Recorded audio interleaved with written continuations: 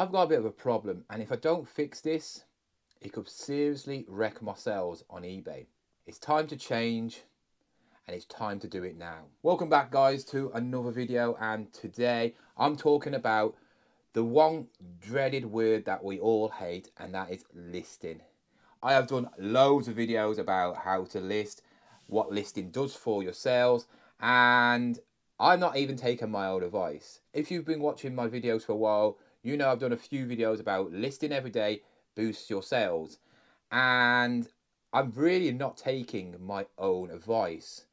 Reason being, I feel like I'm a bit of a binge lister on eBay. If you don't know what binge means, it's probably best associated with drinking. So you don't really drink, you go out once in a while, but when you do go out, you absolutely hammer it. And that's the same with me when it comes to eBay listing. I will go on a binge listing spree, listing 30 in a day, and then I stop for a week. And it's not helping my eBay store one bit. My sales have been all over the place. I'm not saying I don't sell anything, but they're not consistent where they should be.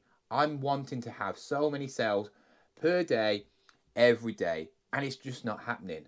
And it's wrecking my sales. Obviously, I do not know when money's coming in. I know eBay can be inconsistent, but when it comes to listing, that's one thing that will help your eBay. And if it doesn't, then maybe then it's just the products. But I know I have got good quality products, and yeah, I'm just not listing them regularly enough. So before we go into the video, I just want to talk about some of the sales I've had over last night. There's only been 3, but one's got a very funny story. And also I got a comment to actually answer, which was left last night. So we had 3 sales last night, 2 on eBay and 1 private. I'll talk about the private one at the end because there is a really funny story. Well, it is funny talking about it now, but it wasn't last night. 2 items on eBay that I sold were a forky bundle set, which absolutely cost me nothing now. I think I paid about £1 for a big bundle of forky. Unfortunately, one of the forky items I wanted to sell separately because it's worth about £20 on its own, but it's faulty. So I just bundled it up with a load of other forky toys, and I sold it for £13. The other item is something you might have seen. Well, you probably haven't, but I use a little spotlight, and it's always in the corner down here. Really nice IKEA bendable light. I didn't really want to sell it, but now I've got these 2 lovely lights. Yeah, it was time to go. I sold that lamp for £19.99. I think I paid about £3 for it at Car Boo about 3 or 4 months ago. The final sale was a nightmare. Big shout out to Beth and Callum who bought it. It is a gaming TV, well, sort of a gaming TV slash VHS player made by Ferguson, and it fetches on eBay between £70 to £80. I've had it over 6 months, and I actually can't find out how much I bought it for. It probably was under a £5, and they bought it for £55 cash in hand. So I decided to go and drop it off for them. They live in the town next to me, and it was literally around about 8 o'clock, well, just before 8 o'clock when I left. The problem was I didn't know where it was, so I put it on the sat nav on my phone, and I forgot to charge my phone. I had literally about 15% charge. I mean, it's only like a 10-15 minute drive, but as soon as I hit that town, my phone died. I didn't know where this place was. I didn't have a charger in my phone, so I thought there's only so many places it could be because it's right next to an Aldi. The only places I've ever been in this little town is the main town part, which has got a few charity shops. Not that good because they're quite overpriced. And I thought it has to be around there. I was driving around for about half an hour trying to find this stupid Aldi, and I was going insane. I thought, shall I just go home and they can come and pick it up another day, or drop it off another day? And I thought, no, I'm actually gonna find this place. My mission tonight is to find this place. After about half an hour, I gave up. I saw a shop, bought one of them pathetic in-car chargers, and if you've had one of them, we all know they don't charge your phone up. I was literally waiting 20 minutes in my car for it to get 1%. After 20 minutes, the 1% bar came on and I switched my phone on and I found out where it was. I was heading towards it and there was about 4 or 5 more turns to go, and guess what? My phone died again. So I had enough. I went to the local petrol station near that place and I said, where is Aldi? The bloke told me, go left again, and go left again, and it's right there. Luckily, I remembered the number and the address, and I knew it was right next to Aldi. Finally, after an hour and 15 minutes, it must have been, I found the actual house. Luckily, Callum was up. Beth was asleep because it was about 9:30 or something like that. I don't know, something like that. So Beth, I will meet you one day and say hello because they've both been loyal subscribers. I actually knew Callum from years back, and he's a big gamer and he's collecting all the actual consoles and the games. So now I've got somebody who might want to buy some of my games. We've already arranged it. I'm going to take some pictures of all my games before I bundle them up with consoles. So Callum, if you see any games in the videos when I do the bundles of consoles, let me know, but I will probably message you beforehand anyway. But yeah, sold that for 55 quid and probably made a 50 quid profit off that. We're going to answer a question now. Last night in my video, I said, if anybody wants to ask any reselling questions, put them in the comments and I will answer them. You'll get a shout out in the video. So I had one comment last night from Skateboarding People Only asking, when you're reselling, what app have you found to be the most easiest to deal with customers when shipping, etc.? Vinted, eBay, or Facebook? If you're talking about what they actually like when it comes to the shipping, they are all very different. Facebook, it's all up to you. Facebook have got no control over anything. You won't get no guarantees, you won't get nothing. As most of Facebook market is run by like themselves. Basically, you are doing the job yourself. You are organising, either meeting up with a person, sending money, posting it, whatever, you know, if you're selling or buying, and you basically have to rely on each other, not to fiddle each other basically and do one over on each other, because it's all just trust. I don't really tend to deal with people who live in a different area because you can't trust them. You don't know who they are. I mean, yes, if somebody's buying off you, you know yourself if you're trustworthy or not. Obviously, you just send the details over, like your bank account, and then they will obviously send you the address, and then you post it and obviously show proof of postage. That is all you can do. But when it's coming the other way around and you're buying something, be very careful, because even though you've sent them money, you got no guarantee they're going to send you anything. I personally wouldn't buy anything that isn't in your own area. The only way I ever deal with Facebook Marketplace is if I go and collect it myself. So that's all there is. There is no other like ways to deal with Facebook Market. It is all down to you. With eBay, it's a bit different. I always say that eBay really aren't the best when it comes to like shipping. They are really good with global shipping market when you're sending stuff abroad, because that is them dealing with everything. They're meant to check the parcel before it even gets sent abroad. So if anything does happen, it's on their head. And you will always get a refund. I've never had a problem. I've never had a refund sending abroad. When it comes to like sending in your own country though, it can be a bit tricky. I suggest if you're shipping anything, you make sure you take pictures of it, because if you don't, you might not have any chance of getting a refund. Especially with eBay, they always will ask for some pictures. The only time I've really had anything good come back from eBay is when I've actually sent the item and the person said they haven't sent it.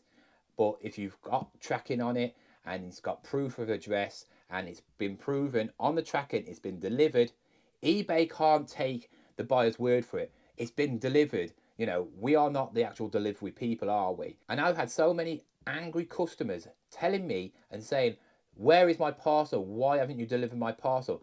Making out like I am the person delivering the parcel. As soon as it leaves my house, it's nothing to do with me. it's to do with the delivery companies. So make sure it's all pictured nice. So I tend to, if it's an expensive item, I tend to take pictures of it and then send them pictures to that person, and then obviously get it tracked.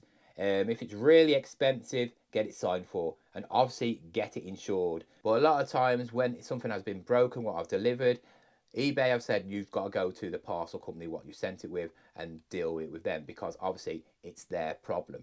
So hope that one answers your question. With Vinted, I think Vinted are actually the best. You don't have to do anything. Really, if something doesn't turn up, Vinted will give you your money back and the customer. If it's broke, pretty much the same, unless the customer is really like one of them just awkward ones. Usually, in the end of the day, if it's packed well, you'll get your money back. The only thing that I've noticed that Vinted don't really do refunds on is if it's not the item you sent, or it's completely different from the description. And then obviously that is your fault. That is nobody else's fault. So just be truthful in the description. Make sure the actual item is what you're saying. If there's anything faulty about it or broken, mention it and you should be fine. Also, I would send pictures as well to the customer of proof of packaging and how it's going to come. I hope that's answered your question. And if anybody else has got any more reselling questions, fire down below and I'll answer them in the next video. So back to the main subject of me being a binge lister. So what am I going to do about it? You know I've got a lot of stock. The thing about me is I am a serial binge lister, and I really need to stop binging and just be pretty much a normal lister, listing every day. I think my problem is I feel like I can list in a day which will last for the whole week.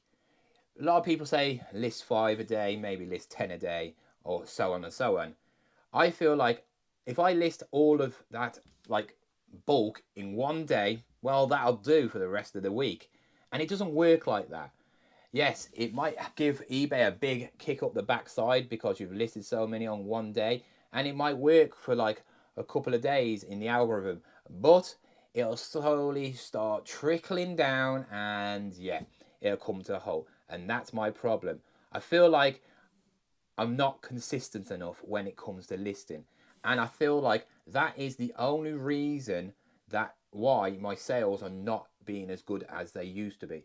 Before, I was consistently listing and scheduling, so I knew I had a problem then. Well, what I did with the binge listing is binge listed but scheduled the other ones. So instead of putting them all on one day, I put other ones on different days, and it made a difference. It was some of my best weeks in the year. If you have a problem with listing or you don't like listing, I suggest just list it all on one day. Not everything on one day like the binger I am, but listing it so it's on every day. So if you can do 30 listings in a day, make sure you spread them out throughout the week. You know, I personally think doing listing every single day is a chore, and you don't need to do that. Why spend every day a couple of hours listing when you could just spend one whole day and get a whole week of listing out of the way? What else have we got to do? We list a few things, and then what else are we going to do? We're not going to do anything else, are we? There's nothing else we can do unless we're going out picking. There's no point me starting it this year now because there's 3 weeks left until it's over or something like that. So there's no real point of me starting now. So I'm just going to be regularly listing because I need to list all this stuff. I hate listing and I really want to get it out of the way. And if I feel like the only way I can do it is by sitting down all day on a Monday, getting as many listings done, that's the way to do it. Then I'm happy. I don't have to think about it for the rest of the week, knowing that everything's scheduled for that week. Don't have to worry about anything.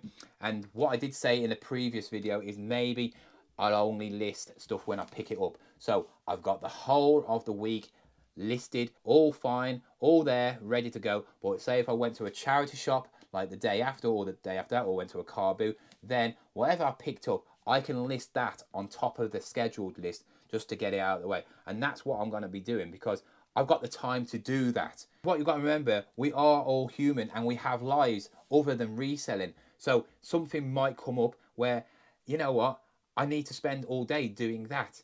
But if I've got stuff scheduled every single day, I'm not going to worry about, oh no, I've got nothing listed. And you know what? It comes to the end of the day and I haven't listed, and it could affect eBay. This way, I don't have to worry about anything, do I? If it's listed for the whole week, I can relax a bit. And that's the main thing. It's not about the whole listing. Yes, that is one thing, but it's also to help your mental state out. One thing that I feel like a lot of us as resellers do is panic when we haven't got anything listed, um, especially if we're not selling, because we know who to blame, ourselves. And that thing is because we're not listing because we don't enjoy it. And if anybody is out there saying they enjoy listing, you're lying, because I don't. I guarantee if you enjoy listing, you're an absolute weirdo, because nobody enjoys listing.